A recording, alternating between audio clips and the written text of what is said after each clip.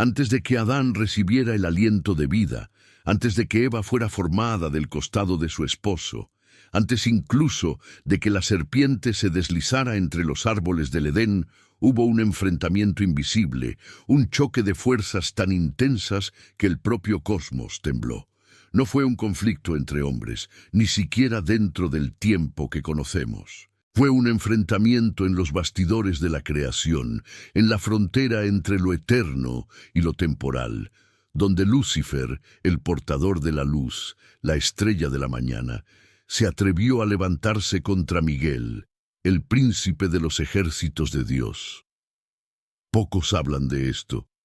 Muchos creen que la primera rebelión comenzó en el Edén, con la serpiente engañando a la humanidad. Pero, ¿y si la serpiente fuera solo el eco de una batalla anterior? ¿Y si, detrás de esa escena aparentemente simple en el jardín, hubiera un pasado marcado por un conflicto espiritual, donde las huestes celestiales ya se habían dividido?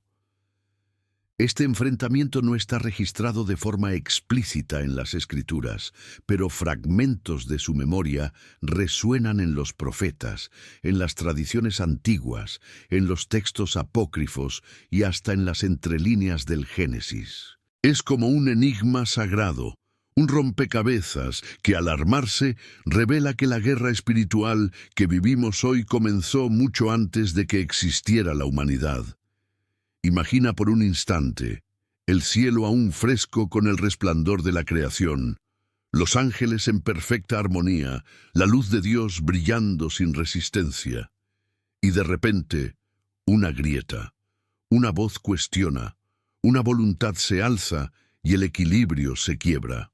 Ese fue el momento en que el portador de la luz dejó de reflejar únicamente al Creador y se atrevió a verse a sí mismo como fuente de gloria. Pero no estaba solo ante el trono. Del otro lado, Miguel, cuyo nombre significa «¿Quién es como Dios?», se alzó como respuesta viva al orgullo que nacía, y en ese instante, antes de que el hombre surgiera del polvo de la tierra, la primera batalla ya se había librado. Esto no es un detalle menor. Es la clave para entender por qué el Edén fue escenario de la tentación, por qué la serpiente ya cargaba veneno y por qué, hasta hoy, la historia de la humanidad está marcada por una guerra que no se ve con ojos naturales. Y aquí está la pregunta que muchos evaden. Si este enfrentamiento ocurrió antes del Edén, ¿qué se decidió realmente en ese momento? ¿Fue una victoria? ¿O solo el comienzo de una guerra que se extendería hasta los días finales del Apocalipsis? Prepárate, porque lo que vas a escuchar no es solo un relato simbólico, es una reconstrucción histórica y teológica de un enfrentamiento que moldeó todo el curso de la creación. Lo que ocurrió en el umbral de la creación no quedó en el pasado. Todavía resuena hoy y necesitas entender cómo esto afecta tu vida. Si quieres descubrir cómo se desarrolló este conflicto y por qué estuvo oculto durante tanto tiempo, quédate conmigo hasta el final de este video. Lo que escucharás puede cambiar para siempre la forma en que lees la Biblia y percibes el mundo espiritual. Antes de que hubiera un cielo azul sobre nuestras cabezas y mares agitados rodeando continentes, existía solo un punto limítrofe, el umbral de la creación. Ese lugar no era físico como lo imaginamos, sino una frontera cósmica donde lo eterno se encontraba con lo que estaba por crearse. Allí, la luz divina aún no se había derramado plenamente sobre la materia, y las tinieblas flotaban sobre el abismo. El Génesis describe este momento de forma poética. La tierra estaba sin forma y vacía, y las tinieblas cubrían la faz del abismo. Esa faz del abismo es para muchos teólogos e intérpretes antiguos la representación de algo más profundo, un espacio donde el caos aguardaba ser ordenado por la palabra creadora de Dios. Pero lo que pocos notan es que en ese mismo escenario, fuerzas espirituales también tomaban posiciones.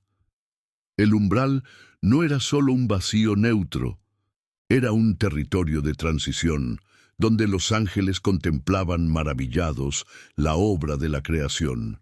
Imagina millones de seres resplandecientes, cada uno reflejando una faceta de la gloria de Dios, cantando al unísono mientras el Creador establecía los fundamentos del universo. El libro de Job, capítulo 38, refleja este misterio al decir que las estrellas del alba cantaban juntas y todos los hijos de Dios se regocijaban. Pero fue en ese mismo instante de celebración que una tensión sutil comenzó a formarse. Entre los ángeles había órdenes, jerarquías y responsabilidades. Cada uno tenía su lugar, su función, su honor. Y en el apogeo de ese esplendor, un ángel destacaba: Lucifer, la estrella de la mañana. Era descrito como perfecto en belleza, lleno de sabiduría, adornado con piedras preciosas. Su luz era casi un reflejo de la propia gloria divina. Sin embargo, el umbral también es el lugar de las decisiones. Así como el caos de la materia aguardaba ser moldeado por la voz de Dios, también el corazón de las criaturas espirituales era puesto a prueba. Y fue en ese límite donde la perfección comenzó a ser corroída por algo inédito en el cosmos: el orgullo. Imagina la escena. Mientras todos se postraban ante el Creador, un pensamiento germinaba en Lucifer. Si era tan bello, tan radiante, tan cercano al trono, ¿por qué no podía ser más que un reflejo? ¿Por qué no podía ser fuente? Ese cuestionamiento, aparentemente silencioso, fue el detonante de lo que estaba por venir. Y aquí surge el paradoxo. En el mismo espacio donde la creación material nacía, también comenzaba a formarse la primera sombra espiritual. El umbral no fue solo el escenario del nacimiento de los cielos y la tierra, sino también de la semilla de una rebelión que cambiaría la historia del cosmos para siempre. En el umbral de la creación, cuando todo parecía en perfecta armonía, un brillo comenzó a convertirse en sombra. Pero, ¿quién sería capaz de enfrentar esta amenaza antes de que consumiera todo el plan divino? Sigue conmigo, porque en el próximo capítulo conocerás al portador de la luz, Lucifer, y entenderás cómo su esplendor se transformó en orgullo, y el orgullo en conflicto. Era llamado la estrella de la mañana, un ser adornado con esplendor, descrito por Ezequiel como perfecto en belleza, lleno de sabiduría y rodeado de piedras preciosas que reflejaban la propia gloria del Creador. Ese era Lucifer, el portador de la luz. Su posición entre los ángeles no era común. Caminaba entre las piedras de fuego. Ezequiel 28:14. Un símbolo de acceso íntimo a la presencia divina. No había mancha en su origen, ni sombra en su función. Su existencia era un himno vivo a la belleza y al orden celestial. Isaías 14 lo describe con palabras que han atravesado siglos. «¿Cómo caíste del cielo, estrella de la mañana, hija del alba?» Ese título, Estrella de la Mañana, lleva consigo el peso del brillo que anuncia la aurora, un resplandor que aparece antes de que nazca el sol. Lucifer era, por tanto, la promesa del esplendor, aquel que precedía a la luz del propio día. Pero es precisamente en el corazón de la perfección donde a menudo germina el peligro. Lucifer no solo reflejaba la gloria de Dios, comenzó a contemplar su propia belleza. El brillo que debía ser un espejo pasó a ser un foco. El reflejo dejó de apuntar al Creador y comenzó a volverse hacia sí mismo. Ese desvío, pequeño a primera vista, fue el detonante de algo nunca visto en el cielo. El orgullo no existía hasta entonces. Ningún ángel se había atrevido a considerarse más digno que el orden establecido. Pero en Lucifer, la admiración se transformó en ambición. Deseó más que ser el portador de la luz. Deseó ser la fuente. Textos apócrifos, como el libro de Enoc, sugieren que este orgullo también estaba ligado a la envidia. Lucifer habría contemplado el plan de Dios para la humanidad, seres hechos del polvo, pero llamados a llevar la imagen divina, y no aceptó que criaturas inferiores pudieran ocupar un lugar tan elevado en el corazón del Creador. Si esto es cierto, entonces la rebelión no fue solo contra la jerarquía celestial, sino también contra el futuro de la humanidad. Piensa en la ironía. Aquel que debía reflejar la luz fue el primero en generar sombra. El ángel más resplandeciente se convirtió en el portador de la primera oscuridad. Y en el umbral de la creación, donde todo debía ser armonía, la perfección comenzó a resquebrajarse. Y es en ese momento que surge Miguel, el príncipe de los ejércitos, no para rivalizar en belleza, sino para alzarse en fidelidad. Sigue conmigo, porque en el próximo capítulo conocerás al ángel que Dios levantó como respuesta viva al orgullo de Lucifer, Miguel, aquel cuyo nombre proclama: ¿quién es como Dios? Cuando el brillo de Lucifer comenzó a corromperse en sombra, no fue cualquier ángel quien se levantó. Fue Miguel, llamado en las Escrituras el Gran Príncipe, defensor del pueblo de Dios y comandante de los ejércitos celestiales. Su nombre en sí mismo es una declaración de guerra contra el orgullo, Micael. ¿Quién es como Dios? No es solo una identidad, es una pregunta que resuena como espada. Cada vez que se pronuncia, es como si el universo recordara que nadie, absolutamente nadie, puede igualarse al Creador. Miguel no fue descrito en las Escrituras por su belleza o su ostentación, sino por su función y autoridad. En Daniel 10:13 aparece como uno de los principales príncipes, luchando contra fuerzas espirituales que se oponían al pueblo de Dios. En Daniel 12:1 se le ve como protector de Israel. Y en Apocalipsis 12:7, su figura resplandece al frente de los ejércitos celestiales, enfrentándose al dragón y sus ángeles. A diferencia de Lucifer, que buscaba gloria para sí mismo, Miguel glorificaba al Eterno con su fidelidad inquebrantable. Su fuerza no radicaba en su apariencia, sino en su obediencia. No reflejaba su propia luz, sino la autoridad del trono. Era, por excelencia, el ángel de la defensa, el guerrero de la lealtad. Para los judíos del período del Segundo Templo, Miguel era más que un ángel. Era visto como el protector cósmico, el guardián de las fronteras espirituales que separaban al pueblo de Dios de las fuerzas del caos. En textos apócrifos aparece como el gran intercesor, aquel que presenta las causas del pueblo ante Dios. En los escritos patrísticos, los primeros cristianos veían en Miguel la manifestación de la justicia del cielo contra toda arrogancia demoníaca. Y fue precisamente este ángel quien se alzó en el umbral de la creación, cuando Lucifer se atrevió a levantarse contra el orden divino. No fue casualidad. Miguel no representaba un brillo propio, sino que su existencia era como un muro contra cualquier intento de orgullo celestial. Si Lucifer era el reflejo corrompido, Miguel era el reflejo fiel. Si el portador de la luz quería ser adorado, el príncipe de los ejércitos proclamaba: ¿quién es como Dios? En ese momento, el cosmos entero presenció un enfrentamiento inevitable.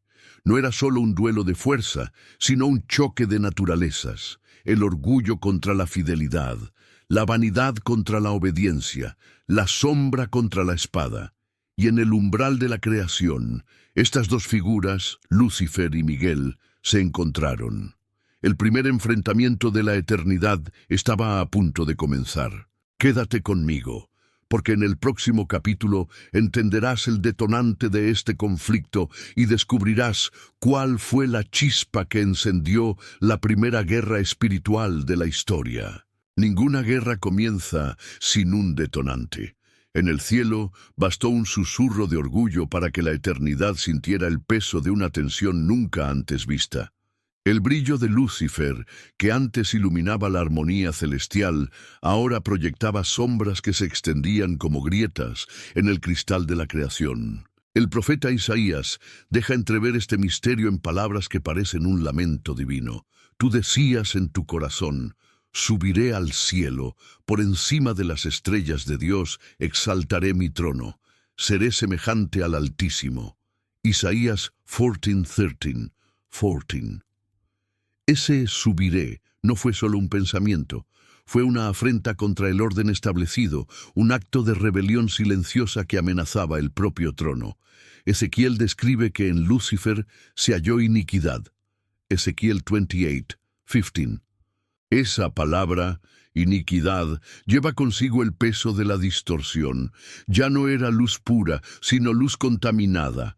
No era más adoración sincera, sino deseo de ser adorado. El portador de la luz se había convertido en el iniciador de la sombra. Algunos textos antiguos, como el libro de la vida de Adán y Eva, sugieren que la envidia de Lucifer se intensificó al contemplar el plan de Dios para el hombre. El Creador, según estas tradiciones, había revelado que seres frágiles, hechos del polvo, llevarían su imagen y recibirían autoridad sobre la creación. Para Lucifer, esto era insoportable. ¿Cómo podían criaturas tan inferiores ser honradas con tal cercanía divina? Esa chispa de envidia encendió el incendio del orgullo. El ángel que debía proteger la armonía se convirtió en el primero en cuestionar la justicia del Creador. Y cuando una voz cuestiona, otras escuchan. Parte de las huestes celestiales comenzó a prestar atención a aquel que antes brillaba como ejemplo. La duda nació en el corazón de ángeles que nunca habían conocido la duda, y fue en ese momento que Miguel se alzó. No con discursos largos, sino con una sola afirmación inscrita en su propio nombre: ¿quién es como Dios? Esa pregunta no era una interrogación, sino un golpe. Era como si Miguel, al ponerse frente a Lucifer, recordara a todo el cielo que el trono no puede dividirse. El detonante estaba encendido. El escenario del umbral de la creación ya no era solo la frontera entre lo eterno y lo temporal, sino el primer campo de batalla de la historia cósmica. De un lado, la estrella de la mañana, consumida por la ambición. Del otro, el príncipe de los ejércitos, sostenido por la fidelidad. Las palabras fueron dichas, la línea fue trazada. Ahora, la eternidad presenciaría el primer choque de fuerzas espirituales. Pero, ¿cómo se dio este enfrentamiento? ¿Fue una batalla de poder o de autoridad? Quédate conmigo, porque en el próximo capítulo nos sumergiremos en el enfrentamiento mismo, el choque en el umbral de la creación, donde Lucifer y Miguel se enfrentaron por primera vez. No fue en el Edén, no fue en la tierra. El primer campo de batalla fue el espacio entre lo eterno y lo creado. La escena se abre en el umbral cósmico, un territorio que no pertenece plenamente al cielo ni aún a la tierra. Es allí donde Miguel, el príncipe de los ejércitos celestiales, enfrenta a Lucifer, quien se niega a aceptar el límite de su propia condición de criatura. El enfrentamiento no está hecho de espadas ni lanzas, sino de autoridad, de gloria y de palabras que llevan el peso de la eternidad. Miguel no se presenta en su propia fuerza, sino en la misión que lleva. No dice, yo te venceré, sino, el Señor te reprenda. Porque la batalla no es de ángel contra ángel, sino del orden de Dios contra la rebelión de la criatura. Lucifer, aún radiante en su belleza, pero ya oscurecido por el orgullo, desafía con ironía. ¿Por qué debo inclinarme? ¿Por qué debo reconocer a alguien por encima de mí, si en mí mismo ya hay luz y esplendor? Su tono no es de sumisión, sino de resentimiento. No acepta que la gloria que posee no le pertenece por derecho, sino por gracia concedida. El enfrentamiento espiritual estalla como una tormenta silenciosa. No hay destrucción de materia, sino colisión de principios. La humildad de Miguel es su espada, el orgullo de Lucifer, su veneno, Y en ese choque algo se rompe. No es aún la caída definitiva del enemigo, sino una grieta en su máscara. Su orgullo queda herido porque descubre que no puede superar el límite de la autoridad divina. La batalla no termina con un exilio, sino con una sentencia postergada.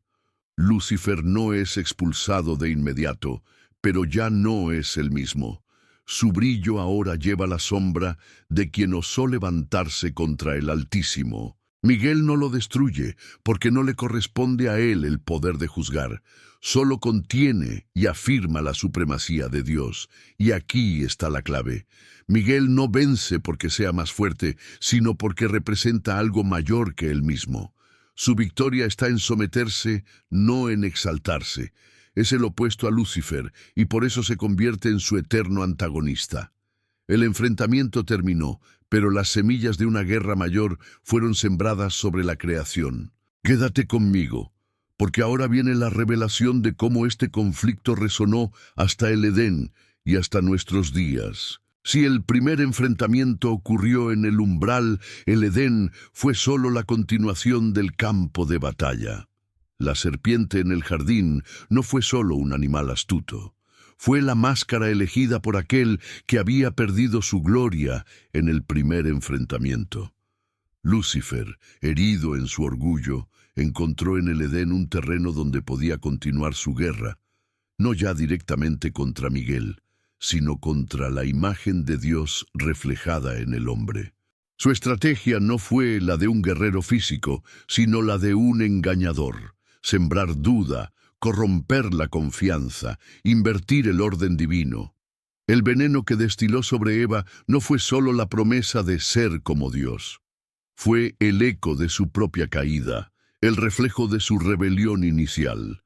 El Edén, por tanto, no fue un episodio aislado. Fue la continuidad de un conflicto que había comenzado antes de que el hombre respirara. ¿Y dónde estaba Miguel? Como al principio no se trata de una disputa de fuerza, sino de autoridad. Él aparece a lo largo de la historia siempre como aquel que protege, que sella, que defiende. Fue él quien se alzó junto a Daniel, mostrando que los reinos humanos están bajo vigilancia celestial.